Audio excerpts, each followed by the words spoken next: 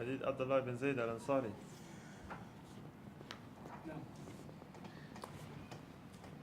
الحمد لله نحمده ونستعينه ونستغفره ونعوذ بالله من شرور أنفسنا ومن سيئات أعمالنا من يهده الله فلا مضل له ومن يضلل فلا هادي له وأشهد أن لا إله إلا الله وحده لا شريك له وأشهد أن محمدا عبده ورسوله صلى الله عليه وعلى آله وأصحابه ومن تبعهم بإحسان إلى يوم الدين أما بعد. So today inshallah ta'ala we'll be continuing discussing our book Sahih Bukhari by Zabir rahimahullah ta'ala, and we'll be picking up from where we had stopped in the last lesson, where today inshallah ta'ala you'll be discussing, as the author mentioned, Bab Istihla fil Masjid wa Mad al-Rij, or Istiqla aywa after al-halaq wal julus fil masjid. وجد؟ تفضل. Bismillah, alhamdulillah, wa sallallahu wa sallam ala nabiyyina Muhammad. Chapter 58, to lie flat on the back in the mosque. Narrated Abdullah bin Zayd al-Ansari radiallahu anhu that he has seen the Prophet sallallahu alayhi wa sallam lying flat on his back in the mosque, putting one of his legs over the other. So the author rahimahullah ta'ala, in still discussing concerning matter that relates to adab al-masjid and things that one should be mindful of regarding the masjid, meaning the do's and the don'ts of the masjid. So he mentioned regarding concerning this discussion regarding istilqa fil masjid wa mad al-rij. So he mentioned here the hadith of Abdullah ibn Zayd al-Ansari radiallahu anhu, where he mentioned أنه رأى نبي الإسلام مستقليا في المسجد واضحا إحدى رجليه على أخرى الحديث. So Imam Bukhari rahimahullah ta'ala, that I've mentioned this particular hadith, and in this particular chapter where he mentioned one hadith regarding this particular chapter, and also he mentioned as something to support this matter where he mentioned and Ibn Shihab and Saheeh bin Musayyib قال كان عمر وعثمان يفعلان ذلك, that also to support regarding concerning the permissibility of this, that he mentioned that Omar and also Uthman ibn Affan, that both of these two Sahabi, that they did at this outside of the Khulafa. So of the Khulafa, Omar and Uthman, also that they did of this act. So regarding concerning discussion that this of the person lying on his back in the masjid, that they mentioned regarding concerning that on this matter, that a khilaf between the ulama regarding the permissibility of this or not. Is it something that is allowed for a person while in the masjid for him to lie on his back in the masjid, where they mentioned that his leg one above the other, so one leg above the other, or a person in the masjid and his legs are pointed out in the masjid. Is this something which is allowed? So regarding concern, a person in the masjid is allowed for them to lie in the masjid in this particular position, where mentioned that one of his leg is above the other. So on this matter, they have mentioned that there's a khilaf between the ulama on this matter, based upon you find some hadith, that in the hadith in Bukhari, that they mention in Bukhari rahimahullah ta'ala, that he mentioned this hadith by way of showing that there's a permissibility of this, that is allowed for a person to lie on his back, and also that his leg, one of his leg or one of his foot is above the other. Is this allowed? They mention Imam Bukhari rahimahullah that by mentioning this chapter is showing the permissibility of this. So they mentioned that Jawaz, based upon the approach of Imam Bukhari rahimahullah ta'ala, and mentioned this hadith regarding the permissibility with the Prophet of Islam, that he did so in the masjid. So they mentioned regarding concerning that with this matter though, there's a khilaf between the ulama based upon some other hadith that shows that impermissibility of this. So we have this hadith, but also we have other hadith where it shows the Prophet of Islam that mentions certain impermissibility of one lying on his back with his leg above the other inside the masjid. And I mentioned that, so you have the hadith that show the impermissibility, that hadith of Jabir ibn Abdullah radiallahu anhu, قال أن رسول الله عليه السلام نهى, that it mentioned that of that, he mentioned نهى عن اشتمال صمّا, that it mentioned, which is the person is somewhat wrapping himself, where his hand is unable to move. Then I mentioned also of the thing that he forbid, أن يرفع الرجل إحدى رجليه على أخرى وهو مستلق على ظهره And that hadith that they mentioned, that hadith is Rawahu Muslim. So we have two hadith. This hadith, and we have another hadith of Jabir, that the Prophet ﷺ mentioned that he forbids for a person to lie on his back with one of his leg above the other. So they mentioned that from this, that these hadiths show the impermissibility of this, but then we have, and that the Prophet ﷺ, by way of his statement and by of nahi, but by way of his action, which is the hadith of Imam Bukhari, it shows that the Prophet ﷺ, he did so by way of his action. And the hadith in Sahih Muslim, where the Prophet ﷺ, that, he forbid this by way of his speech. So how we can somewhat then reconcile between these hadith. So one hadith say no, by way of speech, and by the Prophet ﷺ action, he did so. So which way to go? Is it permissible? Not permissible? How we make, as I mentioned now, yuwafiq. So how to make somewhat al-jam between these ahadith. So on this, you find the ulama, they have a difference regarding how to harmonize between these ahadith. The ulama, they disagree regarding how to harmonize between these hadith regarding the person that if he's lying inside the masjid with one leg above the other, is this permissible? So in that state, so the person lying, so the person on one leg above the other, so like his foot on top of the other, aywa, is this allowed? So specifically like this, not how it was before. In that way, the other way, where one above the other. So, or where I mentioned regarding concern on this matter, that I mentioned you have two sort of hadith. The one in Bukhari mentioned here, that gives a permissibility, and the hadith inside Muslim of Jabir give a impermissibility. So how we make a tawfiq? How the ulama make this jam between these two hadith, how they combine and work with these two hadith. Of the ulama, of those who mentioned, that of the ulama, that they try to harmonize between these hadith. Regarding concern the hadith that says permissible, and those that said not permissible. When I mentioned that the hadith that said it is impermissible, the hadith of Jabir in the Sahih Muslim, they said that hadith is to be taken regarding a person that lie in that fashion. But I mentioned the Sahaba who is not wearing anything underneath, like we say a pants. So they mentioned, so they say the person that will lie in this fashion, but he may expose himself. No.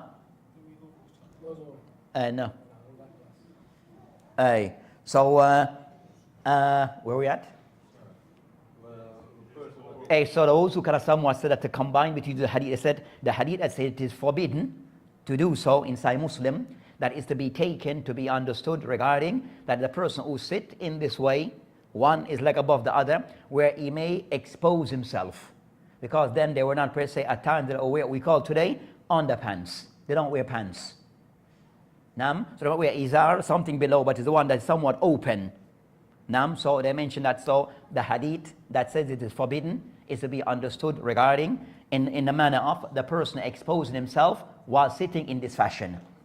And as for the hadith that and the Prophet Islam by way of, so they mentioned that inkishaf al-awra, that is the hadith is regarding the person exposing of himself. So in this case is forbidden, while the Prophet Islam forbid. And the Prophet Islam kind of somewhat it shows the permissibility that it can be done if the person is not exposing himself. The person not exposing himself. So the person not expose himself, then he's allowed to sit in this manner. But if he's sitting in a way that will expose himself, he's not wearing anything proper below, underneath, then he should not sit in that fashion. So for example, like in today's time, that we wear pants most of the time. Then you have the garment with a kind of the wrap, the wrap one, that a person wears kind of somewhat. If you're wearing the wrap one, Marwis, Nam, or Izar? They call it sarong in the West. What do they call it? Sarong. Sarong. Yeah. Okay, sarong. Well, okay. They call it over here, yeah. Okay, so the person wear this one, but it's the one that you wrap around.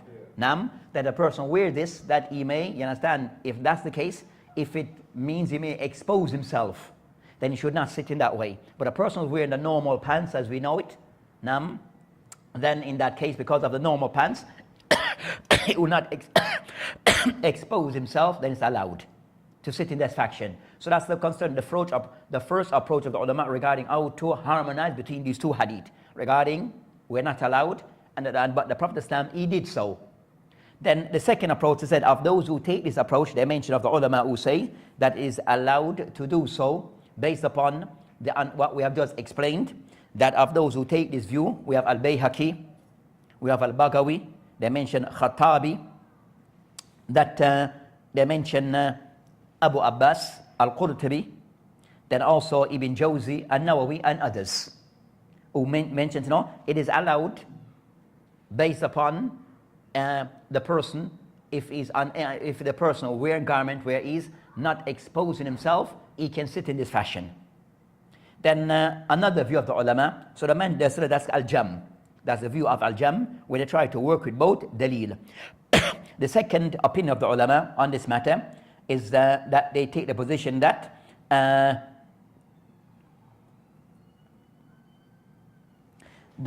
the second position regarding that it is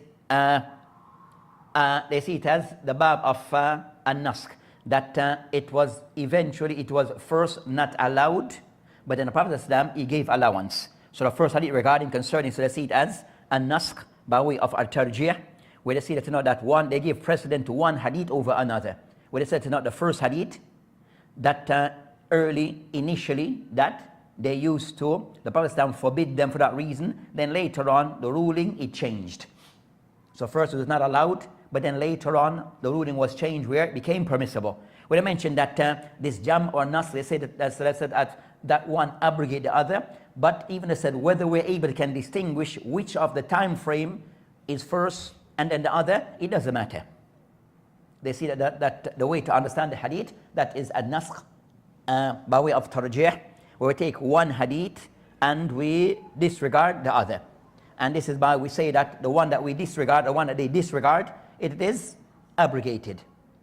And the one that came after is the abrogator. So based upon this, we go with the one that comes last, or that they deem, even though they cannot identify which of those two hadith came first, or the one that came after. So the rule of naskh, of something being abrogated, you can make a distinction regarding which of those texts came first and which came later. That's of the rule. But they mention that in this case, they take this word by way of tarjih, but that's their opinion. And of those who take this opinion, you have At-Tahawi. So At-Tahawi, rahimahullah ta'ala, that is well known. And when you find that a hadith seems to be ta'arud, sometimes he he will take this approach regarding one being abrogated, and the bab of abrogation, he applies this. Then also you find Ibn Battal, Al-Maliki, and also Ibn Abdul Barr, of those who mention that the second view of, they say jawaz, based upon the bab of naskh, of something that the first rule was there, but later on it was abrogated. The first opinion, that the first approach of the ulama, would have mentioned that they're able to work with both dalil. There's a qaida fiqhiyya among the ulama, they mention a'mal dalilayni awla min ihmal ihdahuma. So you have a view amongst the ulama, they mention that it's best if you're able to combine between what seems to be conflicting texts, if you're able to harmonize between them, use all of them, rather than you have to throw away, you act up, take one and dismiss the other. Clear? So you have that principle. So the principle that the person is always best if the person able can use all the evidence, able can work with all together, than to accept some and then dismiss others. So they mention that as a qaida, they mention a qaida concerning a'mal dalilayni awla min ahmal ahaduhuma, that it is best for you to work with all the evidence than to take some and dismiss others. So the first opinion, work with both evidence and say that the hadith applies to different circumstance. The first opinion, so we work with both hadith, that if you sit in a way that will expose yourself, then no. And if you sit in a way that you're not exposing yourself, then it's allowed. As for the second view, they said no, we just take in jawaz, and we say in the first, that they said it is forbidden, that was the early days, but then that was abrogated. Or they say tarjih. So that's concerning that matter regarding, they mentioned regarding this, regard that the hadith they mentioned, fil masjid. So the part concerns to know that in the masjid, that it is allowed, just as it's allowed outside the masjid. And also the same apply that if you are outside the masjid, in an area where you are with others, you're sitting with others outside the masjid, then also the same thing applies. If you're going to expose yourself, then you're not to sit in this fashion, in this manner. And it applies in general. That a person expose themselves in the way that we're sitting, then the person, and this is not to sit in this manner, but the person can somewhat sit in a way which is proper and decent without exposing themselves, then it's allowed even if your foot is one above the other.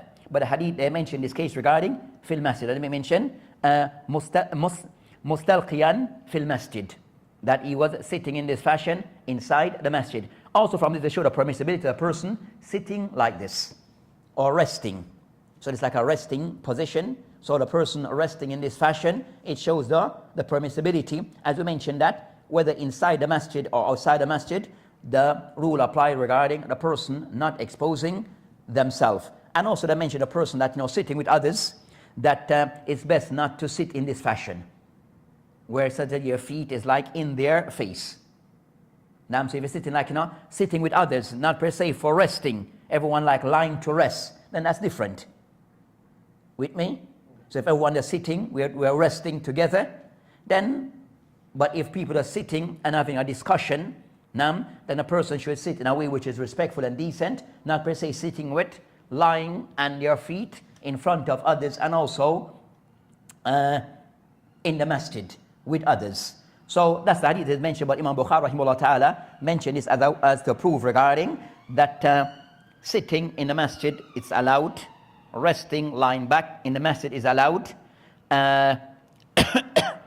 with, as we said, with the guidelines in place. And I mentioned that from the Sahaba, Uthman ibn Affan, and also Omar ibn Khattab, that they also used to sit in this fashion.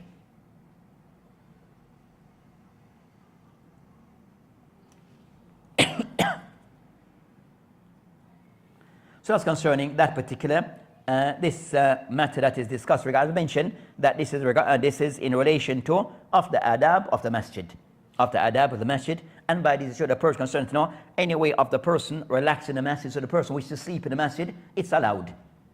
So the person to relax in the masjid in a way which is not exposing of themselves, or sit in a way which is indecent, then it is allowed, and that applies to male and female.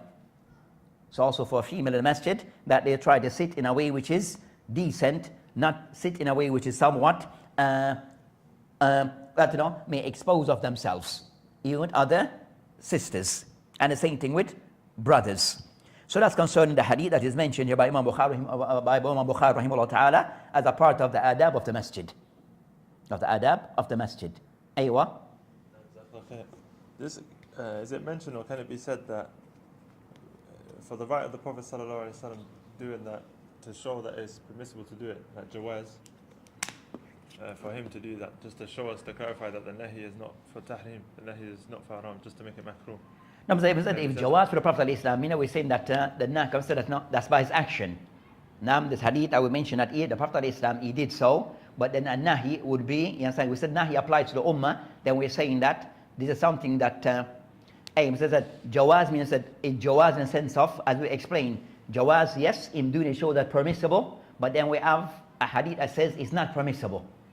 I mean, could we say that then it's just to clarify that it's makruh, the hukum is makruh? It could be taken that fashion, you understand that, is it makruh or not? It could be of the way concerning of tarjih, but we mentioned, that most of the ulama mentioned that rather than say it is jam, permissible in this fashion, and not permissible in this fashion.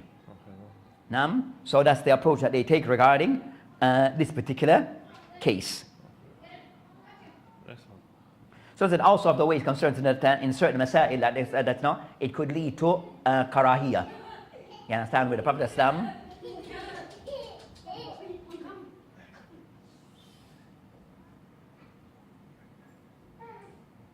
Let him in my room, because they're not a mess with them, and you cannot eat one of them, you scratch them. Let him in my room.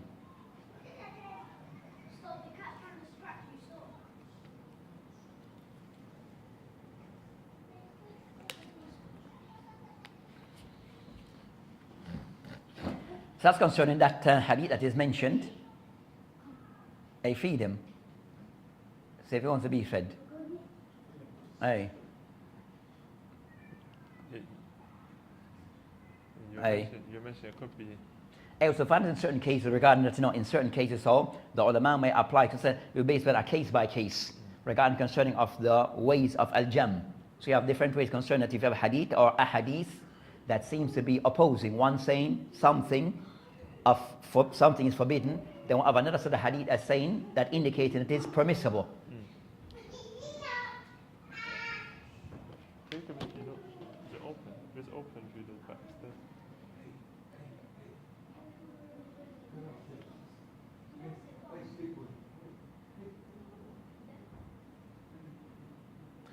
So we have cases where we find that of the ways of al-jam, regarding concern the ulama of when we find a hadith that seems to be contradicting each other, ta'arud between hadith from what seems that the way of the sort of approach, the first approach, according to the ulama of usul al-fiqh, that you try to make al-jam. And al-jam may have different ways to how to make that al-jam. So at times you might find that something saying it is forbidden, and they have other saints allow that the middle point will be karaha. Or you understand? So sometimes it varies depending on case by case. And at times that shows us not that maybe at first it was something what is forbidden, but then the next ruling proved that it becomes something which is allowed but maybe disliked. But it based upon case by case. Based upon case by case.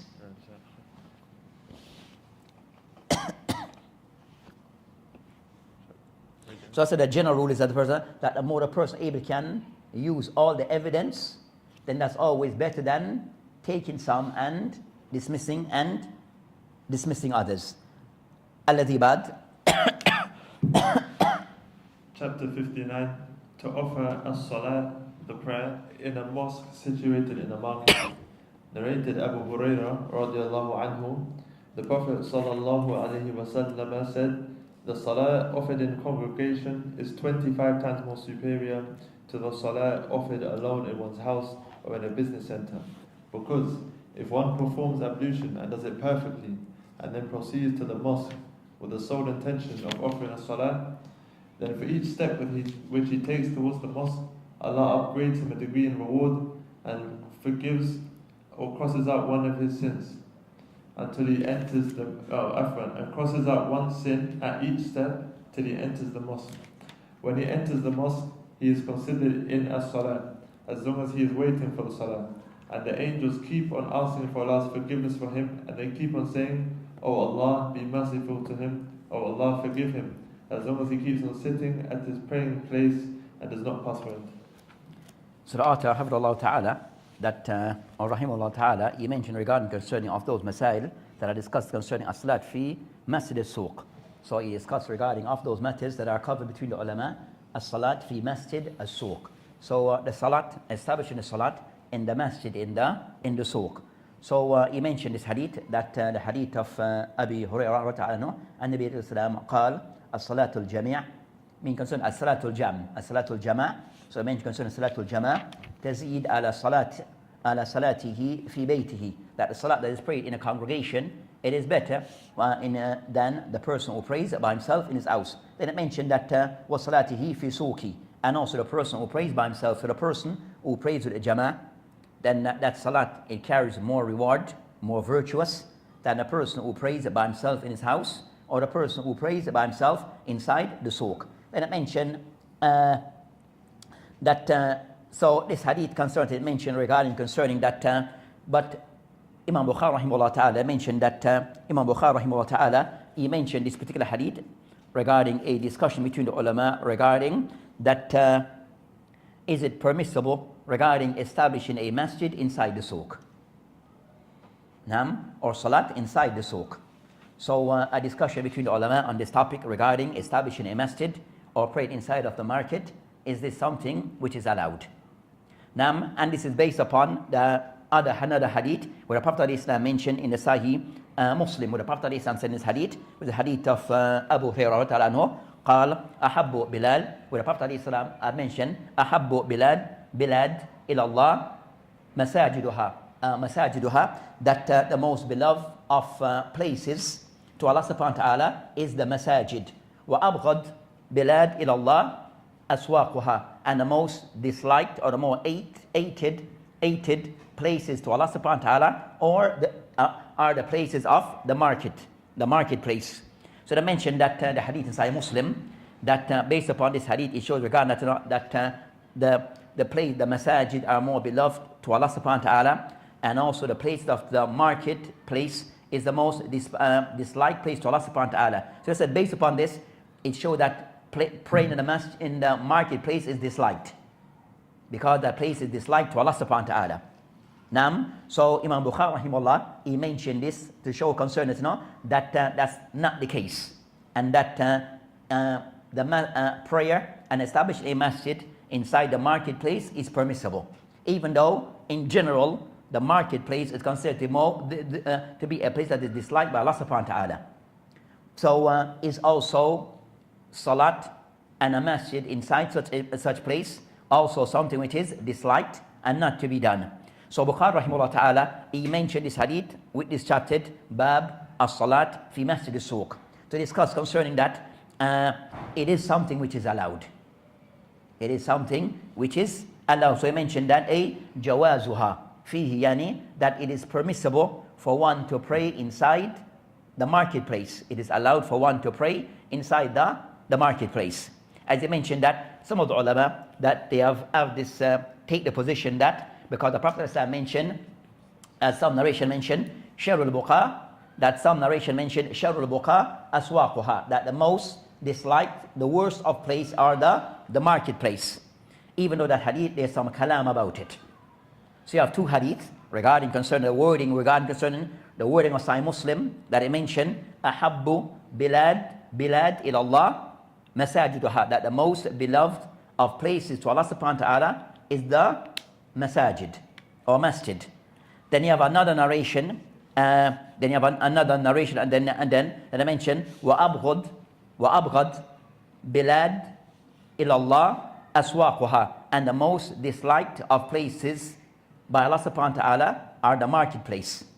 And next narration I mentioned Sharul Buqa. That narration is da'if.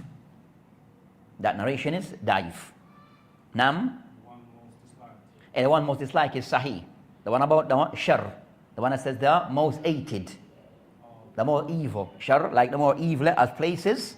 Buqa is the marketplace. Then that narration, there's some kalam about its authenticity. Clear? So you have two narrations with two wordings. So one wording mentioned the most beloved and the most abghad, which is the most like despised. Then you have one said Sharul Buqa, and the other one that mentioned bilad, ahabbu bilad, abghad bilad, but the other wording mentioned Shar al-Buqa or Biqa, depending on both words can be pronounced that way, Biqa wal Buqa. So they mentioned that narration is fihi kalam. The one I mentioned, Shar al-Buqa, that narration or that wording, there's some kalam. أي also Saheeh hadith في أظن Ibn Hibban.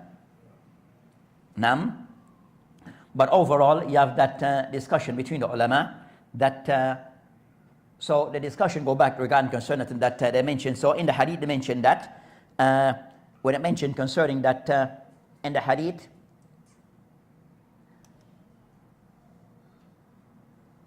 that they mentioned as-salat al-jami' تزيد على صلاته في بيته وصلاته في سوقه 25 درجة فإن أحدكم إذا توضأ وأحسن وضوء وأتى المسجد ويريد إلا الصلاة لم يخطو خطوة إلا رفع الله بها درجة وحط عنه بها خطيئة حتى يدخل المسجد.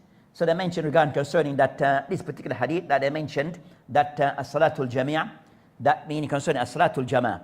Then they mentioned other benefits that they discussed concerning that the word that as-salat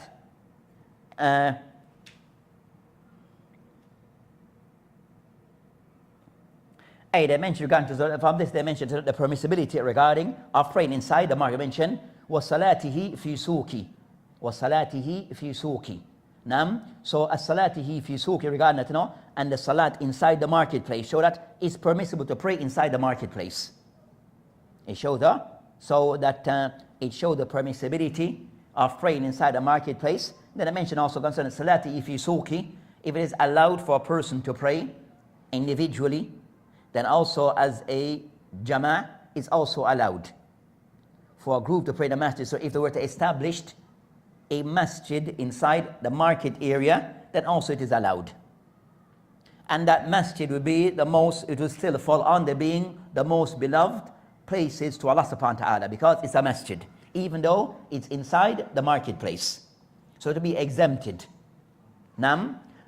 So from this, it shows the permissibility of salat in the marketplace. The person who inside the marketplace and he chooses to pray, then he's allowed to do so, even though the marketplace in general is considered to be the most evil place, or the most place that are beloved, that are hated to Allah subhanahu wa ta'ala. But still, the person can pray inside the market area. Then also the hadith, it shows regarding, so the hadith is mentioned for that purpose, regarding showing the permissibility of praying inside the market. And the person's salat is valid, not invalid. And also it mentioned regarding concerning the hadith, also it shows that the virtue of Salatul Jama'ah. The hadith also highlights the virtue of Salat al-Jama'ah. That also that it has carry much more reward than the person who prays on their own. And they mentioned so that Salatul al-Jama'ah, in the sense of the person who prays in the Jama'ah and the Jama'ah in the masjid. So Salat in the masjid, then also it carries this reward, and praying as the Jama'ah, it carries this reward. Some of the ulama mentioned Salat al-Jama'ah tazid ala salatihi fi bayti. That I mentioned that it shows again to the person that that it shows that the person's salat inside his home is still valid, but carry less reward compared to praying inside the masjid with the Jama'ah. And this hadith is regarding a salatul Jama'ah. So that person, the person praying the nafilah on his own. With me? So for example, the person who prays a nafilah in his home, jaiz. And which carry more reward? Praying the nafilah in the masjid or in the home? In the home better, if we understand. But also both is allowed, according to the person's ability. So they mentioned that the person that was to pray Salat al-Fard in his home, it's still jaiz, yajuz. Even though al-Zahiriyah, Ibn Hazm, all concerned the person who prays that Salat al-Fard must pray in the masjid. It's a shart. So the Zahiriyah that take the position that praying a Salat, the Salat al-Farida, that has to pray inside the masjid. That's of the condition, a prerequisite. But Jumhur said that's not the case. So it shows that a person, if he was to pray in his home, on his own, or with his family, then that is jaiz. And it mentioned also the person was to pray in the market, fi suqihi, meaning by himself. Then also it is still allowed, but more preferred and more rewarded for the person to pray in the Jama'ah in the masjid. So that's concerning that, showed the excellent, also showed the excellent concerning the masjid and its value, and Salatul Jama'ah. Then also from the hadith, it shows again the virtue of the person praying on his own compared to praying with the Jama'ah. That the reward is much more greater for the person who prays with the Jama'ah. So you may find a case of the person that maybe is that the person by in his home, and the masjid may be a distance away. That to pray with a Jama'ah in his family, himself and his family, may still be better than to pray on one's own. Also, it mentioned فَإِنَّ أَحْدَكُمْ. So after the virtue of the hadith, they mentioned the benefit. They mentioned فَإِنَّ أَحْدَكُمْ إِذَا تَوَضَّى, that it shows regarding concern the person that of the procedure to the masjid for salat, the person perform al-wudu from inside his house. So as its preparation of the steps that a person take regarding as-salatul Jama'ah, that they mentioned that فَإِنَّ أَحْدَكُمْ, that any of you, فَإِذَا تَوَضَّى, if the person perform al-wudu, meaning inside his home, وَأَحْسَنْ وُضُوهُ, and also he performs wudu properly. So performing wudu properly. Then it mentioned وَأَتَى الْمَسْجِدِ. Then he arrives at the masjid. So it showed that the person made his wudu before reaching the masjid. So also the hadith mentioned فَأَحْسَنْ وَضُوءًا, that the person also that he makes sure that his wudu is done correct. Also it emphasizing that making wudu, the person should do so properly. Then it mentioned وَأَتَى الْمَسْجِدِ, and also it showed the virtue of praying and going to the masjid for the salah. That a person is best always, is the person going to the masjid, to be in a state of tahara. For the person attending the masjid, to be in a state of tahara. Then also it mentioned وَلَا يَرِيدْ إِلَّا الصَّلَاةِ, and the person that I mentioned that وَلَا يَرِيدْ إِلَّا الصَّلَاةِ, the person also regarding his intention. That a person that tried to be focused regarding his intention, that he goes to the masjid for the salah. So making his intention clear as for the purpose, the reason of going to the masjid, the objective of going to the masjid is to establish the salat, or things that relates to the objective of the masjid, the purpose of the masjid. So the masjid has certain rules, certain things that it should fulfill, and of that the salah. Of that the salah. So it shows regarding to the person going to the salat, going to the masjid for the purpose of salat, that his intention should be clear. Then it mentioned that وَلَمْ يَخْطُ خُطْوَةً إِلَّا رَفَعَهُ اللَّهُ بِهَا دَرَجَةً. Then also from this, that the reward also the person that for every step that he takes, Allah subhanahu wa ta'ala increase him in reward. For every step that is taken is rewarded. Performing wudu perfectly. Sorry? Performing? Wudu perfectly, yes. Now there are some narrations where Allah's Messenger he made wudu once on a limb, or twice on a limb, or 3 times on a limb. So what's the definition of perfect? Would that mean if you do it once on a limb, every limb covering every joint? Is that perfect? And then that's perfect still. Okay. That's still within. Some say perfect, and said that's that they have that perfect in the sense of that perfect is the person that does everything with the fard and the sunnah. So we consider that said what is concerned to be that al-wajib, al-wudu al-wajib, that once, but it cover every area. But the perfect we do the person 3 times will be perfection. So you do the wajib plus added to it the sunnah of wudu. So this one, so what it says here. Ahsan al-wudu. Perfect meaning once, twice, 3 times. The more rewards. So for example, so said the person that cover more than what is wajib. So wajib once, doing it 3 times, sunnah. Then that is doing it perfect. Then they mentioned regarding the benefit of the hadith, mentioned the person that is rewarded for each step that is taken in going to the masjid. The person is rewarded for each step that is taken in going to the masjid. And also, so is rewarded, and also, hatta anhu biha khati'ah, that also a person that his sins are removed in going to the masjid. The person when he goes, he gains reward, and also he loses sin. Inshallah, inshallah, that said that at that time that majority of the people used to walk to the masjid. You understand? Allah that for the person who drives, you understand, also is rewarded for each, you understand, motion to the masjid. So the person that from your home to the masjid, you understand? So from your home to the masjid, then there's a reward for the person who drives. You understand? He's rewarded for the act that he does regarding, you understand, going to the masjid. But also the hadith shows regarding the person that walk into the masjid, if he's able, then also that is advisable. But a person use whatever is to his means. Then I mentioned hatta yadkhul al-masjid, until the person arrive at the masjid. Then I mentioned فإذا دخل المسجد, when he enter the masjid, كان في صلاة ما كانت تحسبه, that a person is in the masjid, that is in salat, as long as he is waiting for the salat. Then I mention of the reward, so that shows also the person is rewarded for being in the masjid. وتصلي الملائكة عليه ما دام في مجلسه الذي يصلي فيه. And also I mentioned the angel also, they pray for that person. So it shows the angels also, they supplicate for that person. So it shows that the masjid, the place that comes with a lot of reward. That the masjid, the person being a part or going to the masjid, that it serves, it gives a lot of reward for it. So the Muslim that always attach himself to the masjid. The Muslim that he attach himself to the masjid. So it said us in this environment, in a Muslim country, they will be expected a person for every salat to go to the masjid.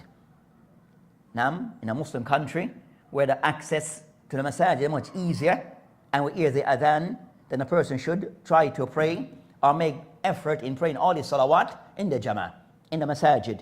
As for us who live in the West, depending on our closeness to the masjid, the person also still put effort as much as possible. Put as much effort as possible and attach himself to a masjid. Where he goes to pray is salah. Pray is salah because of all the reward attached to this. So I'm saying if we pray in our home, then we don't get all these rewards. If we pray in the masjid, then all these reward come along with it. Then I mentioned ma lam yuhdith fi, that a person, as long as he remains the angel pray for him, that lam yuhdith fi, yani he doesn't break his wudu.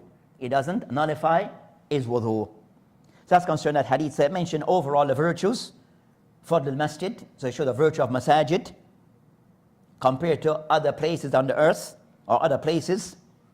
Also it shows the fadl salatul jama'ah compared to praying by oneself. Also it shows regarding a person making as much step to the masajid. Even some ulama mentioned that the person, the more further you can go to the masjid but still make the jama'ah, is even better, because you're gaining more reward. Gaining more reward. And also that it shows that there's procedures and steps that a person should be mindful of regarding going to the masjid. Of that, as mentioned, concerned the virtue of performing al-wudu, before going to the masjid and preparing of oneself, walking to the masjid. Also, it shows regarding the Muslim regarding that regarding this act of salat and going to the masjid, an act of ibadah. So also al-ikhlas is attached to it. Why am I going to the masjid? Why am I going to the masjid? Salah. So the person when you go to the masjid should be for a reason. Of the reason of being in the masjid. Or of those things that we try to fulfill in the masjid. So of those things is salah. Of those things, what else? Of going to the masjid. Al-Qira, Al-Quran, Al-Ilm. So those are said of the primary reason for the masjid. Those are the primary focus of the masjid. That the masjid there for salah in its different form and ways. Also a place the person can make is a dhikr or qira al-Quran and his azkar. And also of the masjid the person, al-ilm, talabat al-ilm, the person learning of Islam. So those are the primary focus of the masjid. Those are the primary reason for the masjid. Everything else is additional. It's not a primary focus. It's just something additional. If the masjid able can provide it, they do so. If they are not, they are not sinful. So they are not sinful. So it's the other thing that occurs in the masjid, you have an-nikah, that the ulama mentioned can be done inside the masjid, type of thing. But says no, those of the primary thing of the masjid, the salah, a place the person can go and to pray is salawat, khamsa salawat, and the additional salawat that attach to the masjid. Also, qira'at al-Quran, a place that he can go and read Quran and his azkar, and also ta'aleem, that the person also learning at the masjid. Those are the primary focus of the masjid. Everything else is secondary. Everything else is secondary. And you'll find that a lot of people sometimes the secondary thing become the primary thing. And that shows that a misunderstanding of the purpose of the masjid. One brother in the States, I mentioned his name, older brother, but he give ever so often give these little reminder or lecture, but certain thing I disagree with that he does. But he had a recent lecture discussed regarding that of the masjid, the masajid, talking about he's in the States. He said that most of the masajid are run by commoners. Most of the masajid, he's talking about in the States, that are run by people referred to them as commoners. What do you mean by commoners? Regular people. Regular people. Hey, you're talking about Muslims. Hey, we're talking about Muslims. So he's saying the people who, most of the masajid, he's talking about in the States. I'm not saying what is, you understand? That he's saying that most of the masajid in that part of the world that the people who run the masjid, the administrator of the masjid, that they're commoners. I mean common Muslim, everyday normal Muslim. You understand? And that's of the downfall of knowing how to run the masjid. Because there are people run the masjid who does not know what the masjid is about and how to run a masjid. And that's what I said. And you can say that, mirror that maybe to Europe, including England. That, hey, so I said, he's talking about the states that the West in general, that you might find most of the masajid, that if you go to them, are people around the masjid. Now I said, what he's saying, said now, they may have good intention. We're not questioning their intention. They may have good intention, but they don't know to run a masjid. They see the masjid as running any other company, which is not the case. And the people on the masjid means that they're commoners, they have not much knowledge of Islam. I think that's what he meant by commoners. Their knowledge of Islam is minimal, if anything. But they're the one who run the masajid. So how to choose the imam, they don't know. It's based upon who I like and I don't like. Who you bring to the masjid is based upon who I like and I don't like. So it's based upon likes. That's not how you run a masjid. You have to have rules and guidelines to know what the masjid purpose is. So said that, but generally he was saying that of the maybe the downfall or of the thing that he see as something to be looked into, a concern, that the people who are running most of the masajid in that part of the world, we said, overall could be many places in the West, are people who are the general Muslim who doesn't understand much about masjid and what it's supposed to be, its purpose. So I said that then I mentioned also said that the hadith it shows concerning al-ikhlas regarding this act of salah. First I said that so ikhlas regarding when we attend the masjid is clear as to why we're there, so we can achieve those things. Then also he mentioned regarding istihbab isbaq al-wudu wal muhafaz alayh, and also show the Muslim that he tries to perform his wudu properly, and also that the Muslim try to be protective of his wudu. To be protective of his wudu. So we have those matters. That's a point. Hey, remember that on the camp thing, we didn't want to discuss it then because of the detail I mentioned about in making of wudu. Because we mentioned about wudu regarding al-bismillah. You understand that between the ulama regarding concerning saying bismillah start of wudu, khilaf. You understand? Now if you have hadith, but you have hadith on the discussion regarding is it permitted, you understand? So those who say it is wajib based upon hadith, but others mention hadith is daif regarding concerning saying bismillah, and those who mention it is something which is mustahab. But you have that discussion regarding saying bismillah at the start of wudu. So that's concerning that hadith that they mentioned here regarding concerning that topic regarding masjid as-suq. Aywa, what comes next? A. When we mentioned before, Zahiriyah, they mentioned that the one who prays that house is not even like a condition.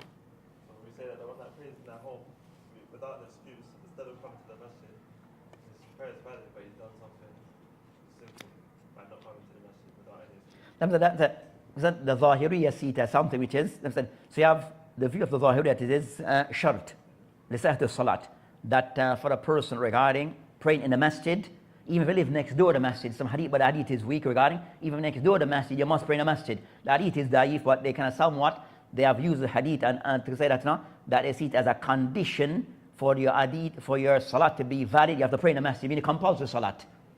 You understand what I said? But that view is the Zahiriyah. Qawm said, no, not a valid view. Their view is not valid. Then I said, of the ulama who consider that take the position with a discussion between the majority, is praying the salat in the masjid wajib or mustahab? Is praying the salat so those who say it is wajib to pray the compulsory salat in the masjid, meaning if you mean that, and they have certain other condition, depending on how closeness you are to the masjid, if you hear the adhan, that their view, those say it is wajib to pray in the masjid, they mean that if you do not pray in the masjid, then you have done something sinful. That's the long and short of it. For those, it is wajib. And we said that of those who say it is wajib. Of those who say it is wajib.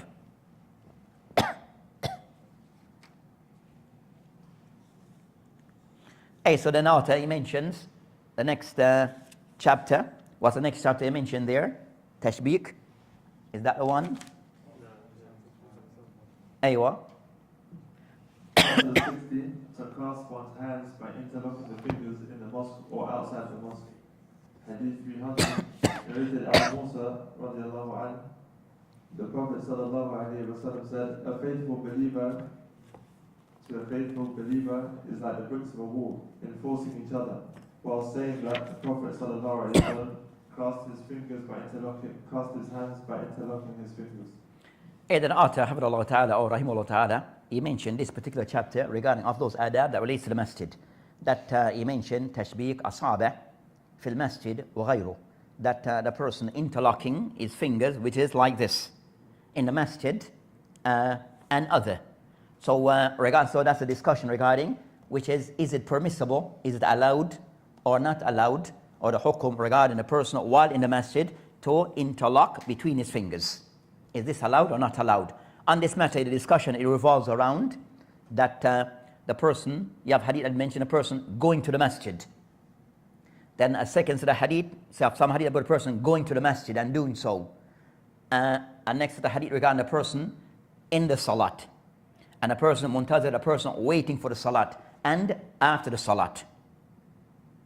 So you have hadith regarding the salat itself, going to the salat or to the masjid, while in the masjid, before the salat and waiting for the salat, while inside the salat and also after the salat. So you have that discussion between the ulama regarding those different halat, the different situations. So Imam Bukhari rahimahullah ta'ala, when he mentions hadith of Abu Musa al-Ash'ari anhu, that he mentioned that in al-mu'min lil-mu'min kal-bunyan, that he mentioned hadith concerning the Muslim to each other, that they're like a building, that they strengthen each other. Then at the end he mentioned that he did this with his hand, interlock between his fingers. That Ibn Rajab rahimahullah ta'ala, in his explanation of his explanation, he mentioned that this hadith per se, it doesn't coincide with the topic or the heading. It doesn't per se coincide with the heading. The heading mentioned tashbiq asabi' fil masjid. So this hadith concerns that it doesn't mention about, that hadith was read by Abu Musa, doesn't mention about the Prophet ﷺ doing so while in the masjid. It does mention hadith regarding concerning the Muslim towards each other like a building. And that they mentioned that the hadith can come to show the Muslim they should be united. The hadith is more so regarding that the Muslim should be united, not be divided. And can someone give an example that the Muslim that like a building that gives strength to each other. Then and I mentioned you should ba'dahu ba'd, where it strengthen each other. Then he made this kind of somewhat, as I said, as a demonstration that the Muslim should be united. So this is meant to demonstrate regarding that the Muslim should be united and not divided. Not per se that related to tashbiq fil masjid. Now, so you can somewhat, he mentioned that point, but he mentioned this hadith, the ulama that will come to light, that of the ulama who take the position regarding tashbiq, which Al-Khattabi, he mentioned, tashbiq is interlocking. Khattabi, of those explains that one earlier ones explains Sahih Bukhari, mentioned that tashbiq is doing this. Interlocking between the fingers. So the mention regarding concern of the ulama though, as mentioned by Ibn Rajab, you have a khilaf between the ulama regarding doing this practice or this act of interlocking between the fingers. That he mentions, Imam Bukhari rahimahullah ta'ala, after he mentioned this hadith, that he mentioned hadith, they mentioned that the hadith can mention that where he mentions in the hadith, it states after this hadith, فَصَلَّ بِنَا, the Prophet ﷺ صَلَّ بِنَا رَكَعَتَيْن, that the Prophet ﷺ, he prayed with us رَكَعَتَيْن, ثُمَّ سَلَّمْ, then he gave the salam. فَقَامَ إِلَى خَشَبْ مَعْرُودَ فِي الْمَسْجِدِ, and the Prophet ﷺ, that he stand and he went to sit by a column inside the masjid. فَاتَّكَأَ عَلَيْهِ, and he can somewhat rest back on the masjid, lean back on that pillar. كأنه غضبان, as if he was upset, angry. ووضع يده اليمنى على اليسرى, he placed his right over his left. shabbaka bayna asabi, and he interlocked his finger. He was still in the masjid. With me? So the Prophet ﷺ that he prayed rak'atayn. So in this case he made an error in the salat where he prayed rak'atayn. Then after the end of the salat, he went back and he sat in a column in the masjid. And he seemed to be upset. Then he interlocked between his fingers. And I mentioned that asabi shabbaka bayna asabi al-hadith.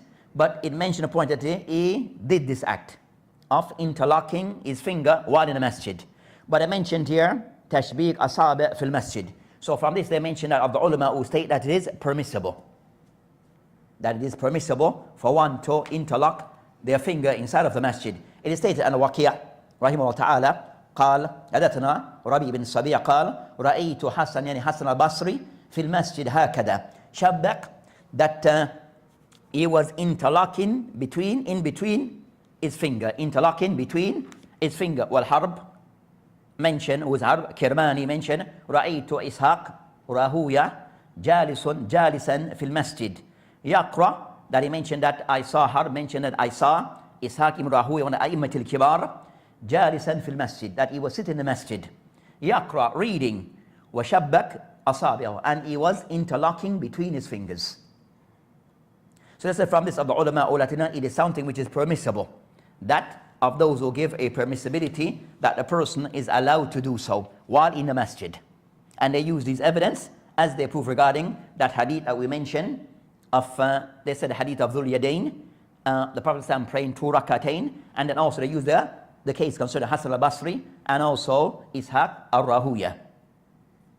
Another opinion of the ulama who mentions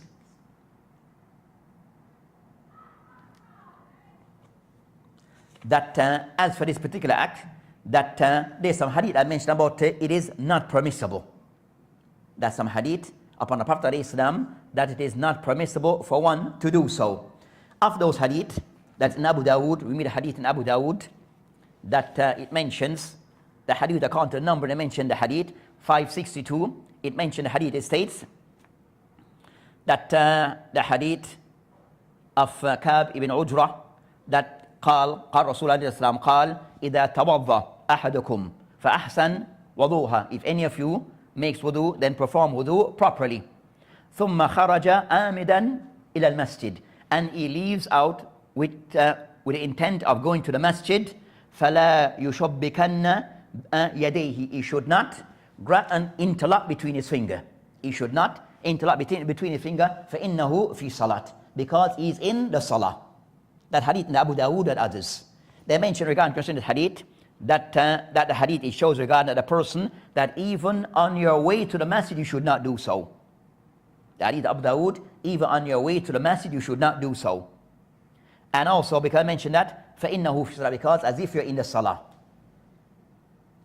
So the person on his way to the masjid, he should not do of this.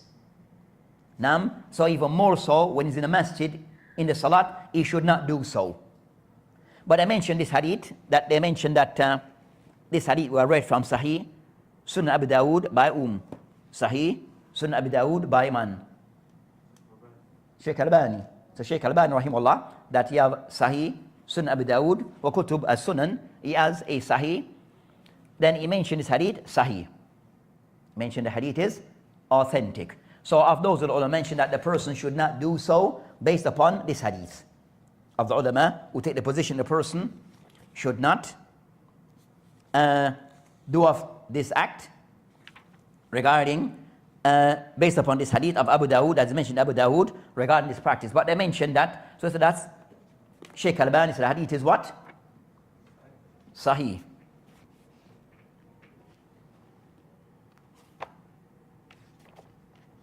Five, 6, 2.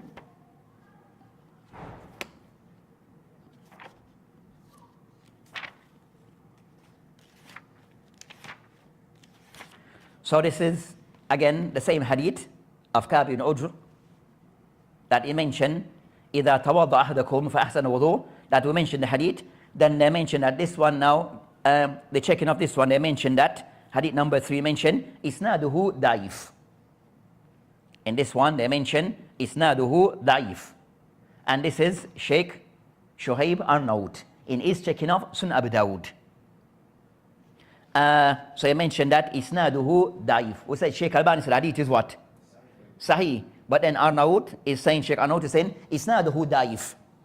لجهالة حال أبو ثمامة حطاط أو حطنات فلم يروي عنه سوا but سوى سعد ibn Ishaq وسعيد مقبوري.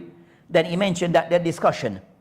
But a shahid that you find that Sheikh Albani said the hadith is sahih. Then we have Arnaud saying the hadith is daif. Isnaduhu daif.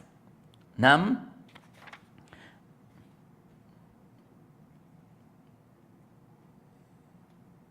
So you have that discussion between the ulama regarding that particular hadith, where some of the ulama, and you have that lengthy discussion, even others that mentioned a discussion regarding that a hadith regarding the Prophet, regarding concerning the Prophet Islam stating a person going toward the masjid that he should not do of that. They have some criticism of those hadith being authentic.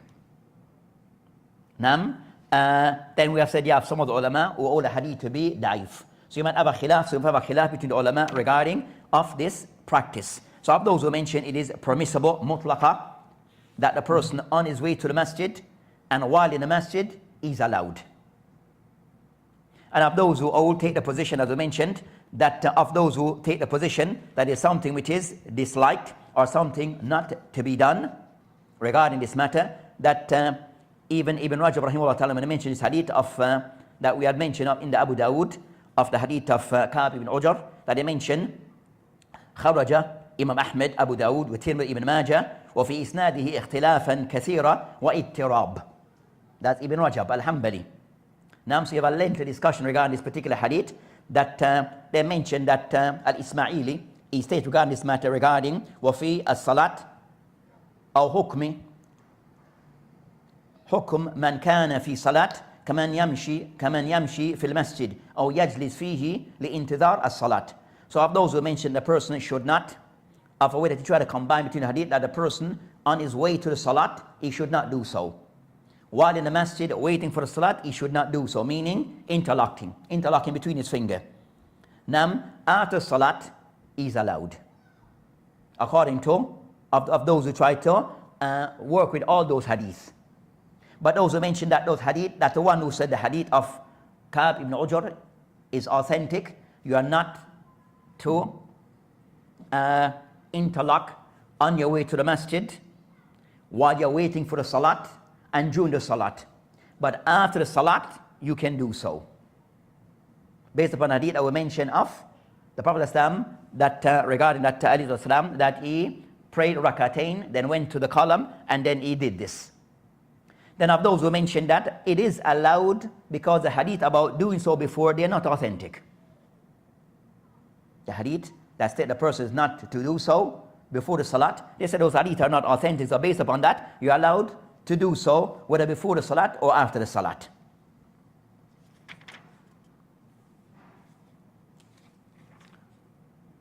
So that's concerning that discussion regarding that particular matter. So you have that discussion between the ulama regarding that particular matter. But overall the hadith, it shows regarding that I would say the hadith is mentioned here, that of those it is allowed to interlock. This hadith here is general. It applies to masjid. When the Prophet did this, it's unclear whether it was in the masjid or outside the masjid. So sure to know it's allowed to interlock between the finger anywhere, outside the masjid or inside the masjid. Nam, can I mention, shabbak asabiyahu, that he interlock between his finger after mentioning this hadith. So they mentioned that it is allowed to do so whether before the salat, after salat, in the masjid or outside the masjid. Another view they mentioned, those who says it's allowed after the salat, not before. It's allowed after the salat, not before. Overall, the hadith issues concerning the Prophet Islam, concerning the Prophet Islam, that was very keen regarding Muslim unity, and emphasized this, that the Muslim should be united as a body, and try to have mawadda, that they try to have love between themselves, and try to gain unity between themselves. Also from the hadith they showed concern that jawaz tashbih asabi' fil masjid, that based upon the hadith they mentioned that it is of those who mentioned it shows permissibility of the person interlocking between his fingers inside the masjid. Also, I will mention a tafsir between the ulama, and also from the hadith showed the Muslim that they should caution against division and separation between themselves, and that they try to work regarding achieving unity. And that the Muslim also, that they should be concerned for each other. The Muslim should have concern for each other regarding the well-being of other Muslim, wherever they may be, that we know of them, then we should be concerned about their affairs. Now, and